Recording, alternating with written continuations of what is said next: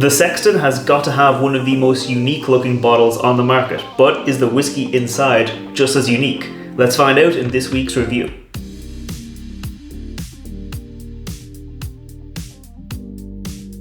Welcome back to the channel. I'm Matt, I'm the whiskey nerd, and like I said, this is the Sexton whiskey. So let me get it into the glass and I'll tell you a little bit more about it. Now, the Sexton is a triple distilled Irish single malt whiskey, and what's kind of interesting and unique about this whiskey is that it was aged entirely in Oloroso Sherry casks. It's about 4 or 5 years old, and it does come in at 40% ABV, so it is a little on the younger side and it is on the lower ABV side, but that sherry aging does keep the whiskey lively. It does help it deliver a bit more flavour and a bit more roundness than you might expect from whiskey this young. They don't say it on the bottle, but this is coming from the Bushmills distillery. So the head distiller at Bushmills, Alex Thomas, is the same woman who's the head blender here for the Sexton. So while this is a sourced whiskey, it does have a bit of a pedigree behind it. It does have some good standing behind it, and the people who are making this whiskey do know what they're doing. Or at least I hope they know what they're doing. Now,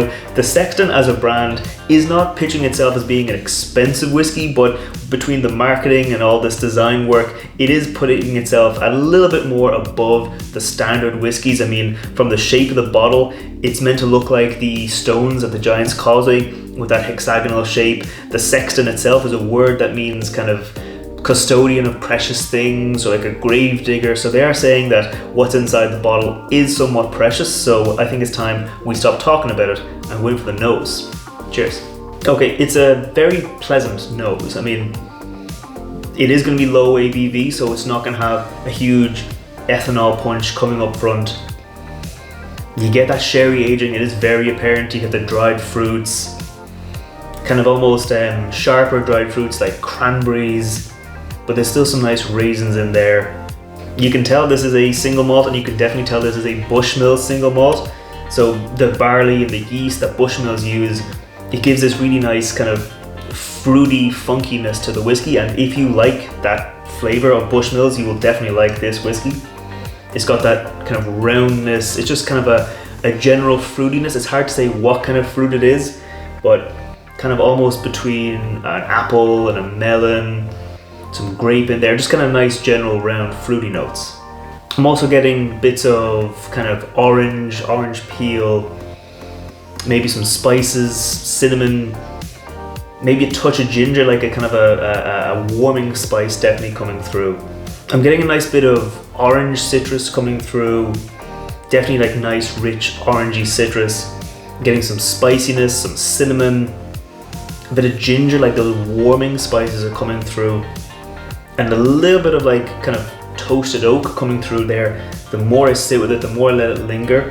I'm not really getting any nuttiness coming through, which is interesting because normally on an Oloroso Sherry finish you would get a bit of nuttiness coming through, but not really getting anything. And this was entirely aged in Oloroso Sherry, so I would be looking for that normally, but it's not really coming through with nuttiness. It might come through in the palate, but on the nose it's not really there. It is just leaning into that fruitiness of that Bushmills distillate. It's layering on some raisins, some sultanas, some cranberries, some nice kind of rich dried berries. So let's go in for the palate on the Sexton. Cheers. As expected, it is leaning in with that sherry, with that rich kind of almost syrupy sweetness coming through.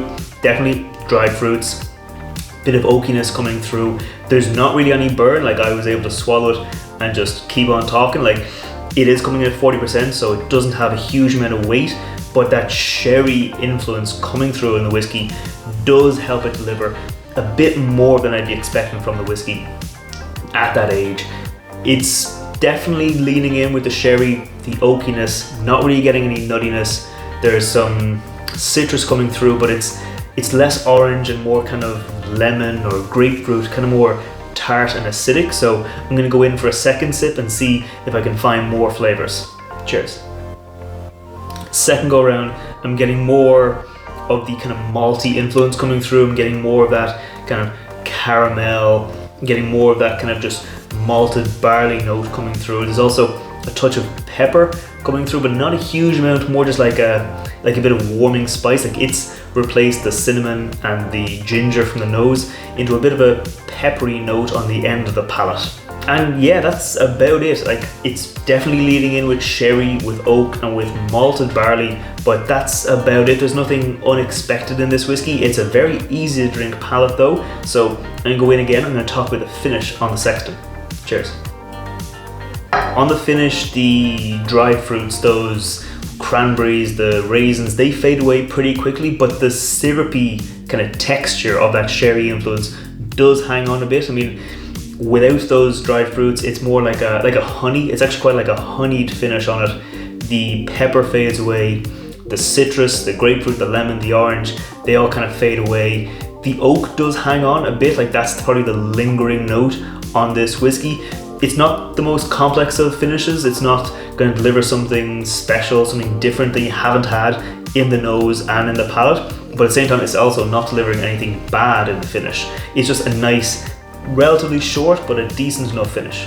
I would love to see a cask strength version of this whiskey, because while it's good at 40%, I think those sherry notes, the oaky notes, the fruit notes, I think they could sing at cask strength, and I would love to see what this whiskey could do at a higher proof. Now, that said, don't get me wrong, I do think it's a good whiskey. I can see why it is the #1 selling Irish single malt whiskey in America, because aside from looking really good, it does deliver. It is a middle of the road, exactly what you'd expect from a good Irish single malt, and it is pitched at a very, very friendly price. That price helps keep it accessible. It helps more people try it, because if you're used to the standard kind of budget blends, the Jamesons, things like that, this is just a little bit more expensive, but it delivers a whole lot more flavor. So if you do see it on the shelf, I'd recommend picking it up, because it's just a nice, good whiskey to have on the shelf. You can easily drink it and really easily enjoy it. What do you think of the Sexton? If you've ever had it before, let me know your thoughts on this whiskey down in the comments below. I put out whiskey reviews every Wednesday and cocktail recipes featuring whiskey every Friday, so if you want to see more like that, make sure you scroll down, hit that thumbs up button, hit that subscribe button, and I'll see you next time.